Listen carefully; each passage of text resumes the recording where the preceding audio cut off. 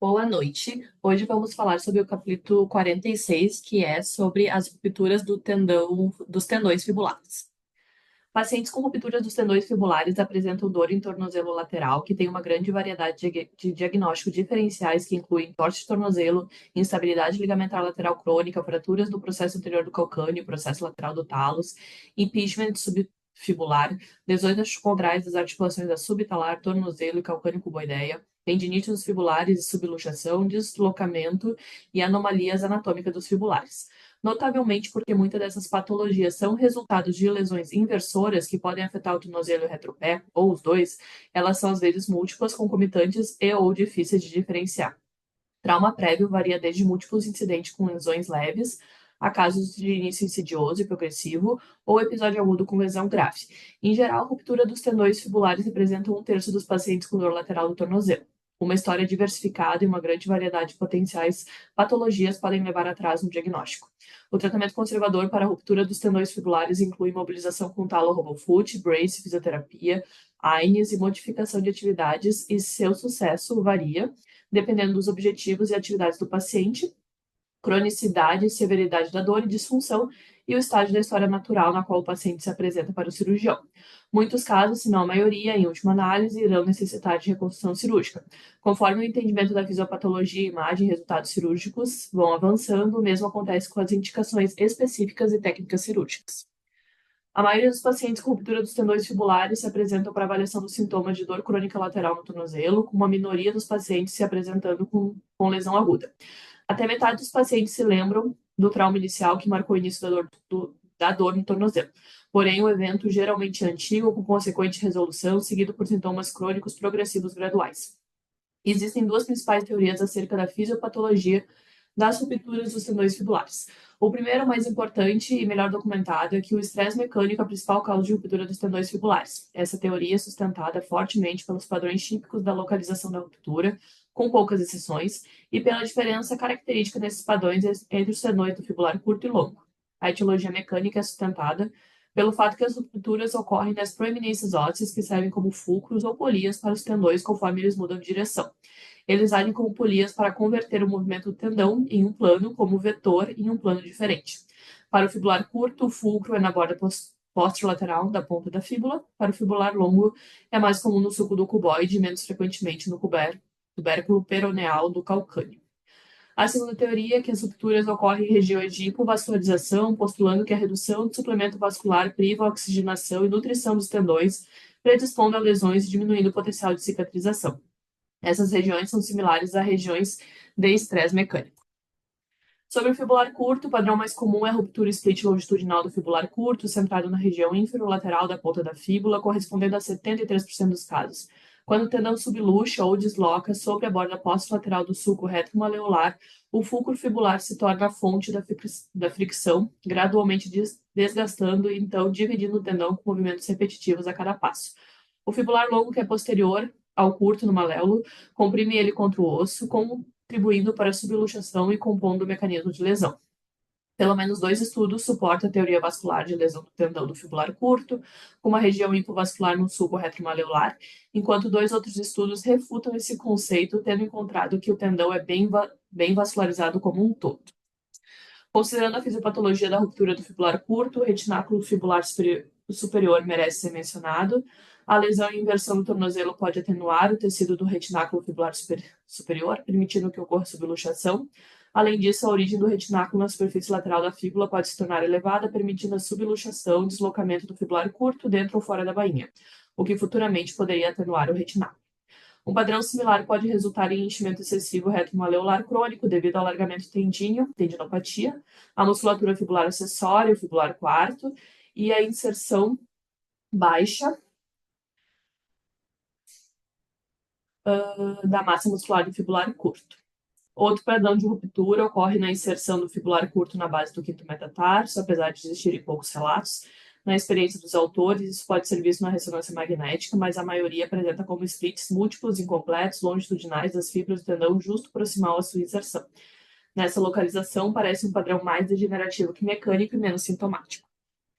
Lesões isoladas do fibular longo são menos comuns, representando 8% dos casos. Eles ocorrem, na maioria das vezes, no sulco do cuboide. menos comumente no tubérculo peroneal e na região entre eles, onde o fibular longo é redirecionado. Se move em linha no eixo longo da perna para o trajeto angulado distal medial através da planta do pé. Enquanto a teoria mecânica é claramente sustentada pelas rupturas ocorrendo ao longo do fulcro prolongado, a teoria vascular tem bem menos suporte na literatura para o fibular longo. Acima do tubérculo peroneal, o fibular longo e curto compartilham a bainha tendínea. Abaixo do tubérculo peroneal, a bainha passa a se separar. Alargamento ou irregularidade do tubérculo peroneal pode aumentar o desgaste do fibular longo nesse nível. Em cerca de 4 a 30% da população em geral, existe um osso sesamoide, o osso perôneo, dentro do tendão do fibular longo, justo proximal ao sulco do cuboide, que serve para aumentar o poder do tendão, que nem os ossos sesamoides do hálux do joelho, patela.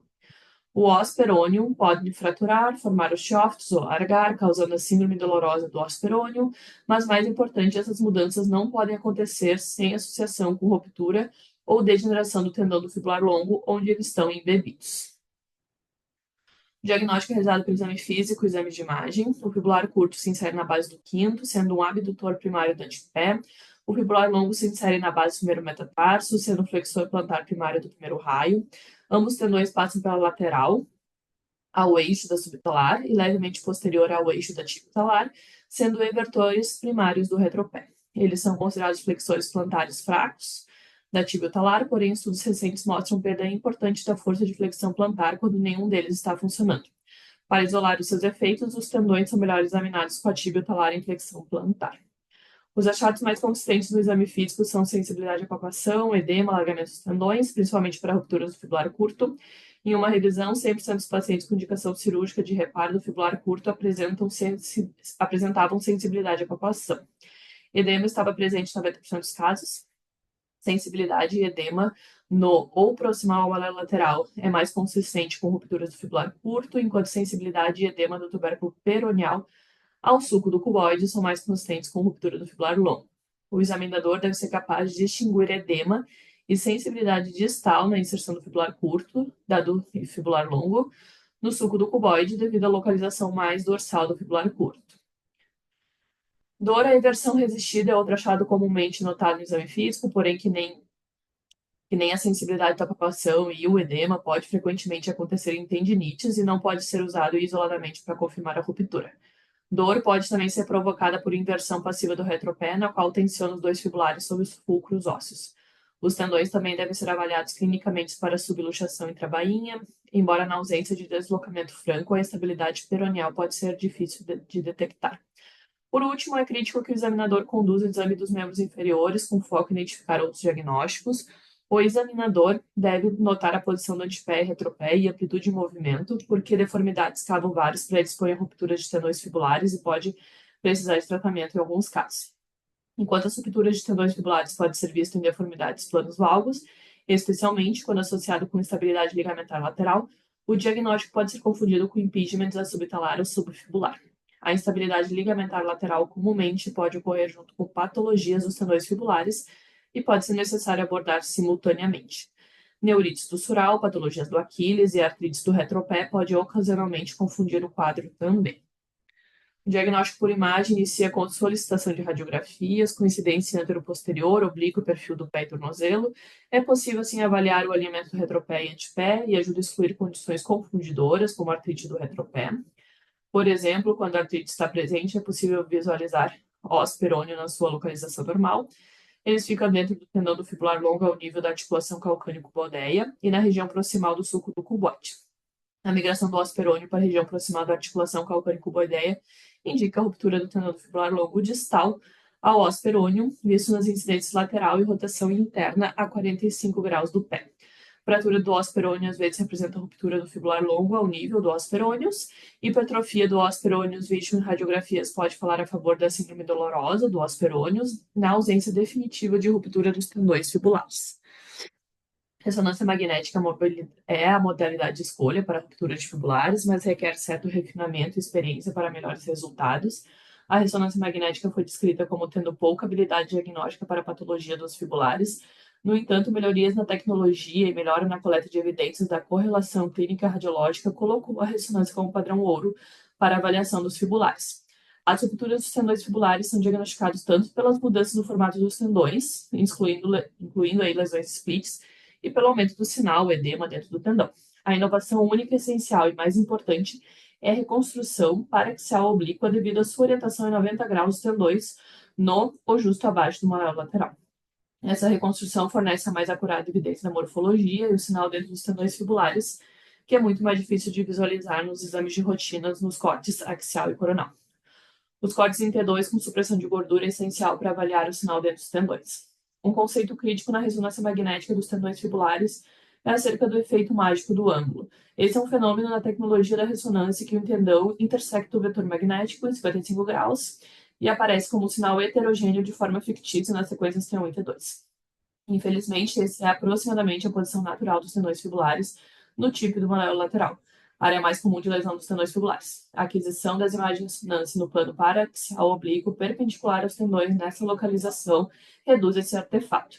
Os autores também apresentam evidências para imagens em posições alternativas e com específicas sequências para diminuir esse efeito. Os autores fizeram imagens com 20 graus de flexão plantar, que separa os dois tendões fibulares dentro da bainha, ao reduzir sua tensão e reduzir o efeito na porção mais crítica do fibular curto. Rupturas do fibular curto aparecem como splits ou tendões formatos de C. Sinal intertendina normal pode variar bastante, baseado na idade da ruptura. As visualizações oblíquas podem ajudar na avaliação da subluxação e deslocamento para fora do sulco retromaleolar, na crista da cunha fibrocartilaginosa, e atenuação e soltura do retináculo na fíbula, bolsa falsa. Rupturas do fibular longo aparecem de forma linear ou uma área arredondada com sinal intertendíneo aumentado entre o tubérculo fibular ou o sulco do cubote. Esses são bem melhores visualizados nos cortes oblíquos, fibulares mais proximais, bem como cortes coronais do tornozelo na sua região mais distal. Imagens coronais oblíquas do tornozelo perpendicular aos metatarsos podem adicionar uma seção transversal verdadeira do fibular longo ao curto do seu curso lateral do retropé. Ruptura completa com defeito é mais comum no fibular longo que no curto. Apesar da força da ressonância, a importância da coleta cuidadosa da amnésia e do exame físico não pode ser excluída, como demonstrado em um estudo com alta taxa de patologia dos tendões fibulares em ressonância em pacientes assintomáticos. O ultrassom pode ser usado como modalidade para diagnóstico de patologias dos tendões fibulares. Um estudo dos pacientes que passaram por avaliação ecográfica e intervenção cirúrgica encontrou que a sensibilidade do ultrassom para a detecção de rupturas é de 100%, especificidade de 85% e acurácia total de 90%. A desvantagem do ultrassom é que depende muito da experiência e expertise do médico, do que a ressonância.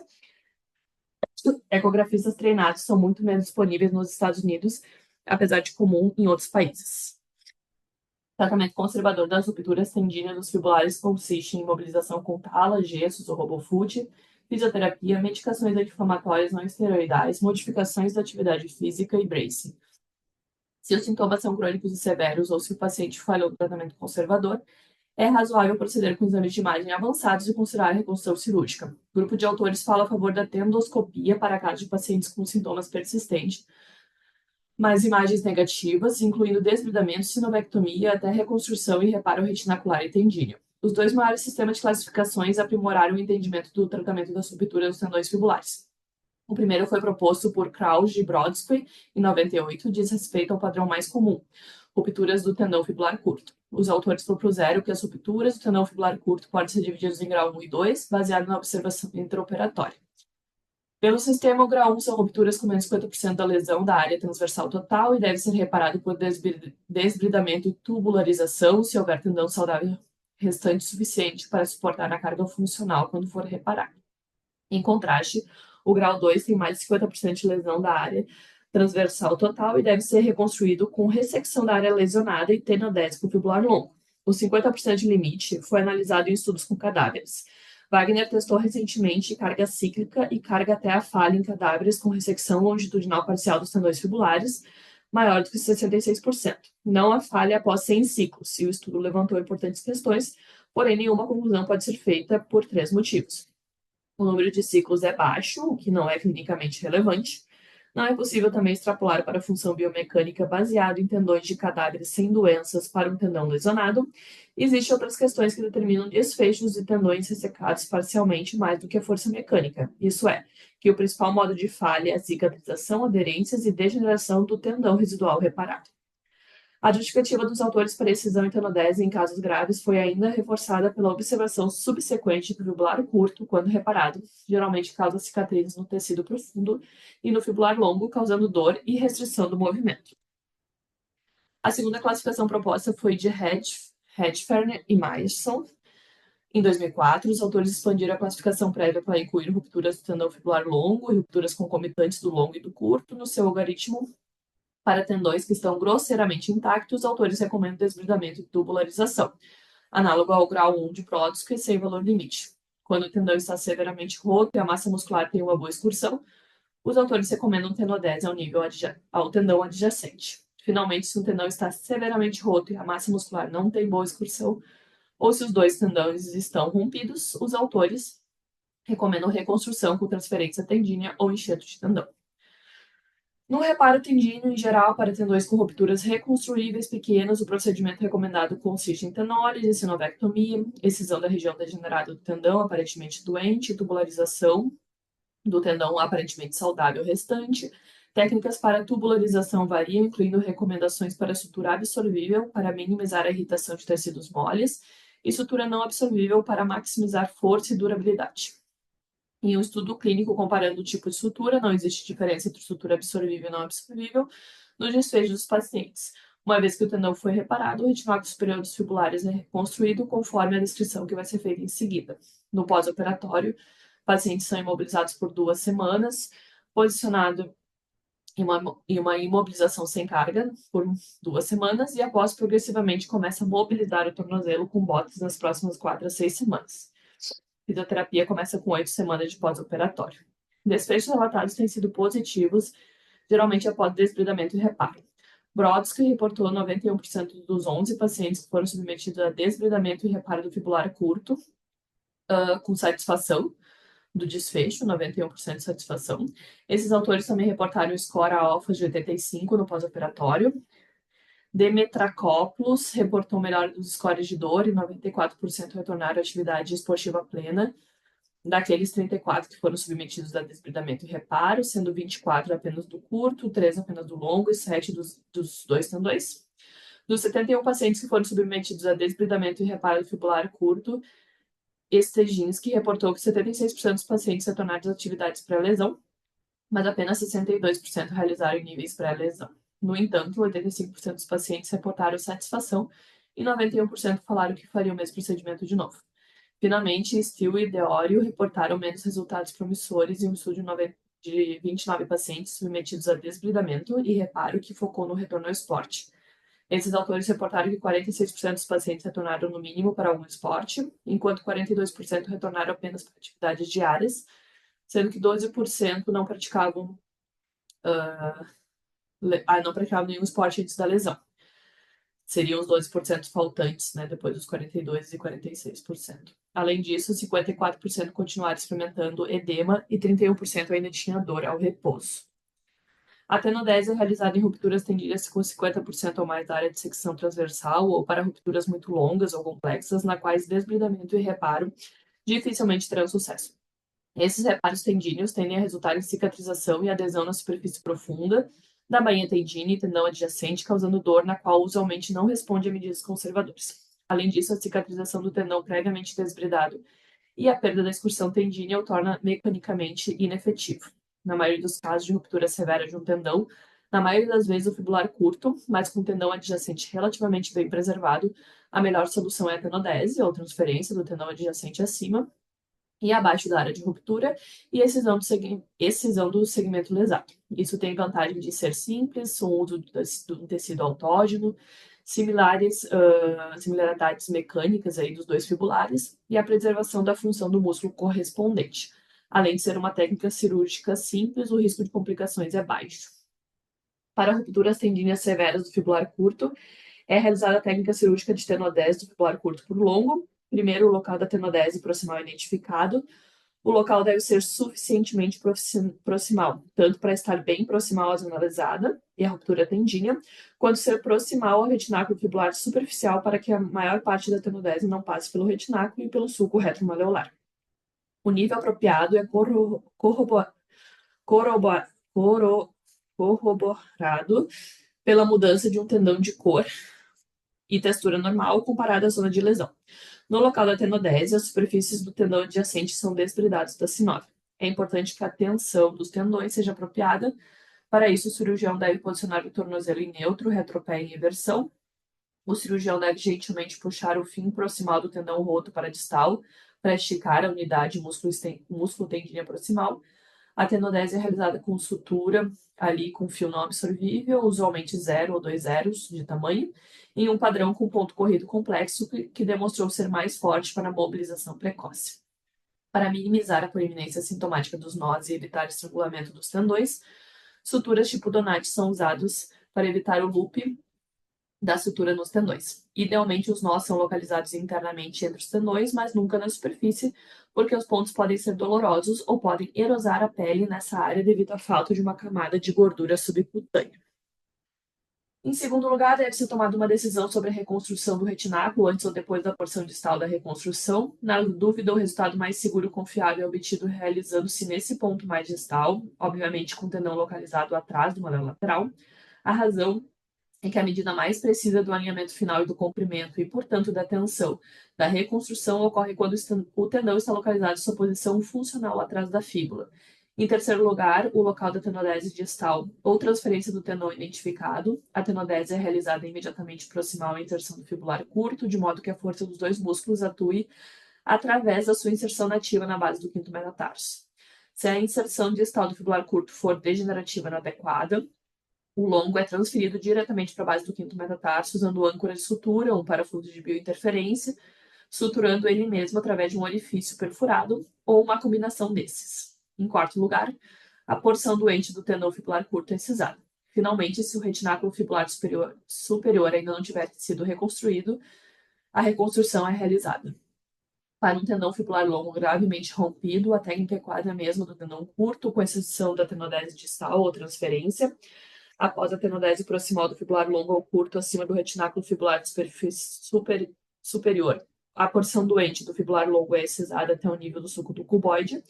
Distal ao sulco do cuboide, o longo é inacessível à medida que segue ao longo da face plantar do pé e, portanto, o longo é simplesmente tenotomizado ao nível do sulco do cuboide. Os ventres do músculo fibular curto e longo se contraem através do tendão fibular curto, que atravessa o sulco retromaleolar e atua através de sua inserção ativa na base do quinto médio. No pós-operatório, os pacientes são imobilizados por 2 semanas, colocados em gesso por 4 e em seguida autorizados a suportar peso em uma bota conforme tolerada por mais 4 a 6 semanas. O paciente é instruído a iniciar exercícios suaves de amplitude de movimento em casa quando o gesso for interrompido e a fisioterapia começa com 12 semanas. Brodsky relatou que 100% dos 9 pacientes submetidos a tenodese fibular curto ou longo ficaram satisfeitos com o resultado. Esses autores também relataram score alfa de 86 no pós-operatório. Entre os 14 pacientes submetidos a tenodese fibular longo ou curto, relataram uma posição alfa pós-operatória de 86 e nenhuma diferença na inversão isocinética em comparação com o pé contralateral. Finalmente, entre 12 pacientes com ruptura do fibular longo associado à patologia do osperônio, que foram submetidos a tenodese do fibular longo para o curto, relataram a pontuação alfa aumentou de 61 para 9,2. A pontuação SF36 aumentou de 36 para 5,2 e as pontuações EVA, na escala visual de dor, diminuiu de 6,3 para 1. A reconstrução do retináculo fibular superior é essencial em todos os casos para prevenir o desenvolvimento de subluxação ou luxação recorrente. A tarefa do cirurgião inclui avaliar volume e a rigidez do retináculo, garantindo que os tendões não estejam muito compridos, nem que o retináculo esteja tão frouxo que o tendão possa subluxar novamente ao redor da fíbula. Recomenda-se a sutura do tipo calça sobre colete, pois é autoajustável dependendo da tensão aplicada. Isso permite o controle sobre o volume e a rigidez da reconstrução retinacular. Colocar o nó posterior torna menos provável que seja sintomático. Os autores utilizam sutura não absorvível 2.0. Se o retináculo for arrancado da superfície lateral da fíbula, a luxação intrabainha, ele deve ser recolocado no osso ao mesmo tempo. Isso pode ser feito tornando o córtex fibular áspero e passando as suturas retinaculares através de uma série de pequenos orifícios ao longo da margem posterolateral da fíbula. A sequência de reconstrução retinacular é crítica em muitas reconstruções fibulares e é especialmente crítica em reconstruções de ala-enxertos para a perda de ambos os tendões fibulares, porque o principal risco é a perda de potência através do estiramento do ala-enxerto ao longo do tempo. Para qualquer Para qualquer reconstrução fibular, se toda a construção do tendão for excessivamente curta, ele não caberá atrás do malhar lateral, ou se for forçado a fazê-lo, o tornozelo será empurrado para a flexão plantar. O reparo retinacular estará sob estresse e terá maior probabilidade de falhar. Em alguns casos, o retináculo fibular superior é atenuado e a reconstrução do retináculo fibular inferior é um comprimento valioso. É aconselhável ter isso em mente durante a dissecção distal inicial e preservar ao máximo os retalhos do retináculo fibular inferior. Pacientes no quais ambos os tendões apresentam rupturas graves e reconstrutíveis apresentam aí um maior desafio cirúrgico para a restauração da função fibular. As escolhas primárias incluem transferência autóloga de tendão ou substituição de ala enxerto. Para essas técnicas, o tendão é colhido no nó de Henry, passado proximal e lateral ao redor da tíbia e da fíbula e em seguida fixado na borda lateral do pé, seja por tenodese para inserção no fibular curto ou por transferência direta para a base do quinto. Em uma série de transferências do flexor longo dos dedos e do hálux para pacientes com rupturas concomitantes não reconstrutíveis, relataram que a pontuação alfas aumentou de 64 para 86, com 7 de 8 pacientes, relatando resultados bons a excelentes e retornando aos níveis de atividade pré-operatória. Em um estudo com 9 pacientes, com transferência do flexor longo do hálux, 5 pacientes, flexor longo dos dedos, 4 pacientes, descobriram que todos os pacientes estavam satisfeitos com seus resultados, em média 35,7 meses após a cirurgia. 2 pacientes desenvolveram neurite tibial e os pacientes tiveram cerca de 75% de força de eversão em comparação com o lado contralateral. Outro estudo mostrou 15 pacientes submetidos à transferência do flexor longo dos dedos, constatando que todos estavam satisfeitos com a cirurgia e relataram uma redução na escala de visual de dor de 5,6 pontos. Os pacientes tiveram em média 42% de força de eversão em comparação ao lado contralateral. Wapner propôs uma transferência do flexor longo do hálux em estágios para reduzir o risco de aderências e cicatrizes nos tendões, em que o estágio 1 consiste na excisão fibular e colocação de uma haste de Hunter na bainha fibular residual, e o estágio 2, 3 meses depois, consiste na remoção da haste de Hunter e transferência do flexor longo do hálux para a bainha fibular melhorada. Entre 7 pacientes, 6 tiveram alívio completo dos sintomas e retornaram aos níveis completos de atividade pré-lesão. Eles relataram 5 resultados excelentes, um bom e um razoável. No entanto, outros autores observaram alto nível de cicatrizes mesmo com esse protocolo estagiado. Sem evidências de superioridade, os procedimentos escalonados não são realizados atualmente. Existem várias razões para suspeitar que a transferência do flexor longo do hálux pode ser superior à transferência do flexor longo dos dedos para a reconstrução do tendão fibular. Em primeiro lugar, estudos anatômicos demonstraram que a coleta do flexor longo do hálux resulta em um comprimento de tendão utilizável mais longo, o ventre muscular é maior, a força é maior, com excursão comparável, e por último pode haver um risco menor de lesão do nervo tibial. A principal vantagem do uso da transferência dos tendões do flexor longo dos dedos e do hálux é o uso de tecido autólogo. As desvantagens são, em primeiro lugar, que os músculos são substitutos funcionais fracos dos músculos fibulares, especialmente com base no estudo que utilizou a ressonância magnética para estimar a força muscular. A força do flexor longo do hálux foi cerca de metade da força combinada dos dois fibulares. A força do flexor dos dedos, longo dos dedos, foi cerca de metade da força de qualquer um fibular sozinho. E os músculos ficam ainda mais enfraquecidos, além desses números, em uma transferência devido às mudanças na linha de tração e tensionamento. Análogo à transferência do flexor longo dos dedos para a disfunção do tibial posterior, a transferência de tendão para a disfunção fibular pode ser melhor pensada e utilizada como uma ponte do tendão de alto enxerto intercalada, em vez de uma verdadeira transferência de tendão. Em outras palavras, o objetivo da reconstrução deve ser restaurar a melhor função possível das unidades músculo-tendíneas fibulares nativas, restabelecendo sua inserção na borda lateral do pé. Em segundo lugar, as transferências do flexor longo do hálux e flexor longo dos dedos são opções anatomicamente limitadas porque as junções músculo-tendíneas são muito distais. Isso é exacerbado durante o uso de qualquer um deles para transferência, porque à medida que o tendão flexor transferido é contraído, a junção músculo-tendínea é puxada ainda mais distalmente. Isso é um problema quando as rupturas do tendão fibular são graves, múltiplas, especialmente quando a extensão proximal das rupturas está ao nível ou acima do retináculo fibular superior. Em caso de rupturas graves e irreparáveis do fibular curto e longo, a reconstrução com ala enxerto é uma opção importante e possivelmente a melhor. Os tendões do ala enxerto podem ser usados para abranger o defeito intercalar após a excisão de um ou ambos tendões fibulares.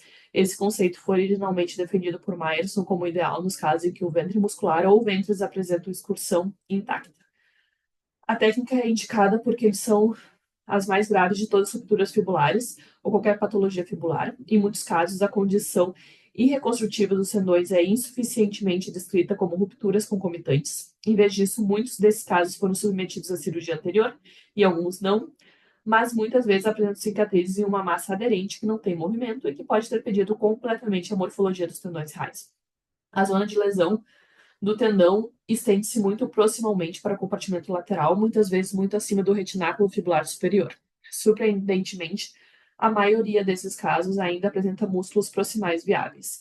O objetivo da reconstrução é preencher a grande lacuna entre as unidades musculotendíneas fibulares proximais e a inserção curta na borda lateral do pé. Somente um enxerto de tendão livre pode realizar uma ponte entre esses defeitos, que podem se estender da base do quinto metatarso até distal aos músculos fibulares, em qualquer lugar de 18 a 25 centímetros ou mais. Embora um isquiotibial autólogo possa ser colhido, o uso de halo enxerto de cadáver apresenta menos complicações cirúrgicas e menor morbidade. Esses casos são tecnicamente exigentes e requerem longo acompanhamento, mas a maioria dos pacientes obtém resultado funcional com alívio da dor, excursão demonstrável do tendão e excelente melhora da marcha. Um estudo clínico relatou a reconstrução do tendão fibular com halo enxerto, mas a interpretação de seus resultados é complicada pela heterogeneidade dos procedimentos incluídos no estudo. 11 dos 14 procedimentos envolveram a reconstrução apenas fibular curto, 2 apenas do longo e apenas um para ambos os tendões. Portanto, esse estudo não é representativo da reconstrução com halo enxerto de rupturas irreparáveis e concomitantes de ambos os tendões, e é melhor visto como uma alternativa estudada à tenodese em caso de rupturas graves de um único tendão. De qualquer forma, no acompanhamento médio de 17 meses, houve melhoras no score de dor, na escala visual de dor, e resultados relatados pelos pacientes de magnitude semelhante aos observados na tenodese fibular. Em alguns casos de reconstrução de rupturas de ambos os tendões fibulares, nenhuma forma de reconstrução do tendão por si só é suficiente para restaurar a função. Por exemplo, em pacientes com rupturas muito crônicas, nas quais há infiltração gordurosa extensa e cicatrizes nos músculos fibulares, ou em pacientes idosos com função muscular fraca, a reconstrução é melhor realizada por ou em combinação com a artrodese do retropé. Essa pode ser uma artrose tripla para manter o retropé e o mediopé suficientemente revertidos para garantir uma posição plantígrada para ficar em pé e caminhar. Outra opção é a utilização da artrodese subtalar em eversão com concomitante reconstrução fibular. A artrodese reduz a carga na reconstrução do tendão, preservando o maior movimento do retropé e mediopé. Estudos comprovaram recentemente a associação da deformidade do cavo varo com rupturas do tendão fibular e seus subtipos e elucidaram quais medidas radiográficas do cavo varo são significativas. Numerosos autores recomendam a correção dessas deformidades simultaneamente à reconstrução do tendão fibular, embora não existem critérios estabelecidos para sua indicação nem para as técnicas cirúrgicas. Os autores escolhem os procedimentos reconstrutivos com base no fato de o varo do retropé ser impulsionado pelo antepé, na maioria dos casos flexão plantar no primeiro raio, ou pelo retropé, geralmente articulação subtalar rígida e ou artrítica em varo. Além da correção das deformidades cavovárias em si, deve-se reconhecer a associação das deformidades cavovárias com outras patologias, como instabilidade ligamentar lateral do tornozelo, varo do tornozelo, lesões articondrais da cúpula lateral do talos, pois muitas vezes são tratadas cirurgicamente ao mesmo tempo que os tendões fibulares. Os ramos do nervo sural invariavelmente cruzam a incisão na pele para se aproximar dos tendões fibulares.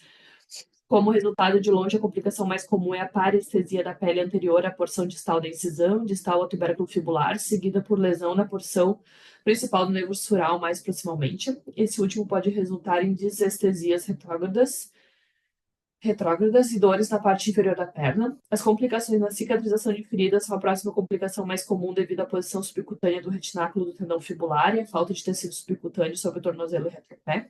Complicações peroniais, incluindo rupturas recorrentes, cicatrizes ou degeneração completa do tendão, requerem reconstrução de revisão de maior complexidade. Por exemplo, uma falha no reparo do curto pode merecer uma tenodese. Uma tenodese mal sucedida pode merecer uma transferência de tendão ou halo enxerto. A reabilitação pós-operatória para a reconstrução do tendão fibular varia de autor para autor, de procedimento para procedimento, mas em nossa experiência, na experiência dos autores, né, é mais comumente de 6 a 8 semanas. O momento do início da terapia é altamente variável. Em geral, os autores imobilizam os pacientes por 2 semanas com uma tala, seguida por 4 a 10 semanas em uma progressão de gesso para botas, de não suporte de peso para suporte de peso e de imobilização para movimento ativo controlado. Esses são modificados dependendo da extensão da reconstrução. Os reparos exigem menos proteção pós-operatória e a reconstrução com ala enxerto para a ruptura de ambos os fibulares exige mais. A fisioterapia é muito útil para a maioria dos pacientes, uma vez concluída a cura e a imobilização. As rupturas do tendão fibular apresentam-se mais comumente como dor e edema crônico lateral, né? Então, para resumir, do tornozelo e do retropé, por níveis variáveis de capacidade e resistência diminuída, desde a participação em esportes até a caminhada em atividades da vida cotidiana. Pode haver ou não histórico de um evento de inversão. O exame físico é fundamental para diferenciar a patologia fibular de outras causas de dor lateral do tornozelo, e a ressonância magnética é o teste diagnóstico confirmatório mais definitivo. As classificações cirúrgicas publicadas, baseadas em achados intraoperatórios, orientam o manejo operatório, mas, em geral, pequenas rupturas reconstruíveis podem ser desbridadas e reparadas, embora o número substancial fale devido a cicatrizes ou rupturas recorrentes. Para rupturas maiores e não reconstrutíveis, as opções de reconstrução incluem tenodese do tendão adjacente, transferência do tendão do flexor longo do hálux e dos dedos ou substituição por ala enxerto. A reconstrução retinacular é crítica e, em alguns pacientes, o tratamento cirúrgico da deformidade cabovar associada deve ser feito. Embora estudos mais aprofundados avancem em nossa compreensão das técnicas e resultados cirúrgicos, a maioria dos pacientes obtém alívio significativo e duradouro da dor e melhora da função. Esse foi o capítulo 46 do Foot and Ankle Disorders, do Emílio Wagner. Muito obrigada.